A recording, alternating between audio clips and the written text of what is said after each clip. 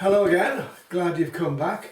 You see I've got a new t-shirt on. I'm representing the Netherlands today, and we've got got some experiments about floating and sinking.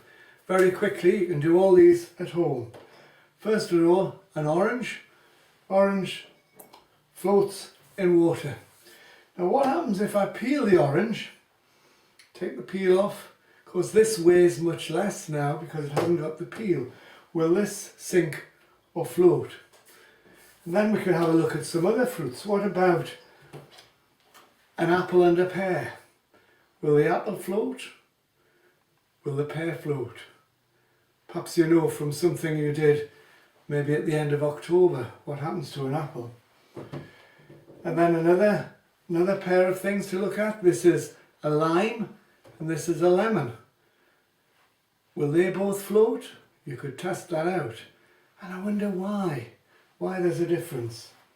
And then we might move on and try something else. You might have tried this lemonade, bottle of nice fizzy lemonade and some sultanas.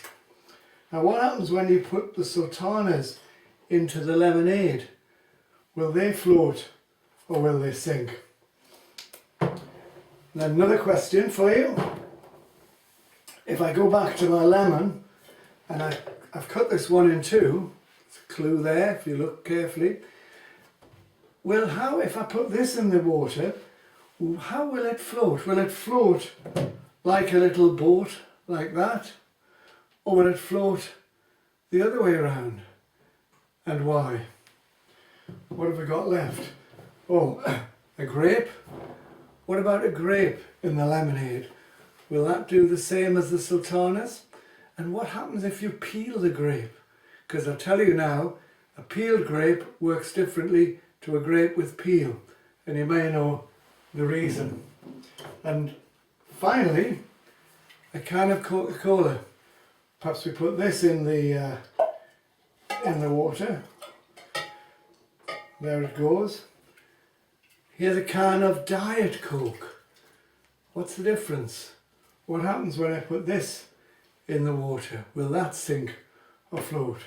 So there's the questions. I'll record the answers and post them tomorrow, but you've got to do your thinking tonight or tomorrow morning. Bye for now. Hello again. So here we are with some answers to the questions we posed about floating. Okay, so let's look at this orange first. We've got the peeled orange and the orange that is floating. When you put the orange that's peeled in, you can see it sinks. And the reason for that, although it's lighter than the orange itself, the reason is the skin acts like a buoyancy aid that you might have at the swimming bath. It's nothing to do with what you might think of a bit of air in the orange itself. So that was the orange. We then had a pear and an apple, and the pear sinks, but of course you remember from Dookie Apple Night in October, the apple floats quite nicely like that. Then let's try a lime and a lemon. A lime and a lemon. Lime just about sinks, yes it sinks, but the lemon floats. And the reason for that is I'm trying to show you the lemon has a very thick skin, whereas the lime, which is down there, only has a thin skin. And we'll get out of order a little bit here, but a lemon you can actually float it both ways, but if you put the lemon in, or an orange like that, push it underneath, see what comes up. It comes up with the flat side down. And that's because the heaviest part of the lemon half is the bottom half, whereas the skin is the lighter half, like a buoyancy aid. Where are we up to now? And then I've taken the label off the lemonade bottle.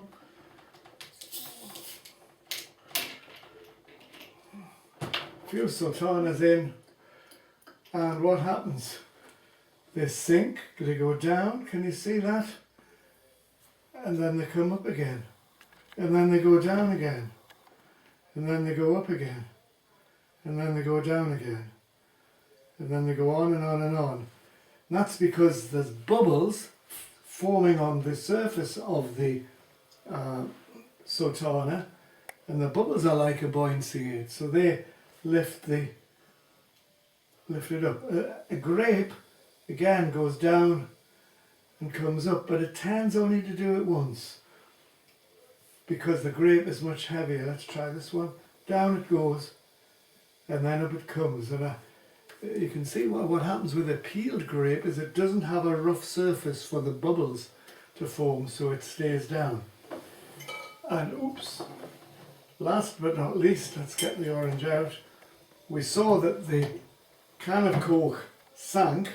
I can put it in with this other one, but everything, oops, it's sunk. Just had a little accident there, but that's. Whereas a can of Diet Coke actually floats. Now that's because of the sugar content, which is very dense in the Coca-Cola.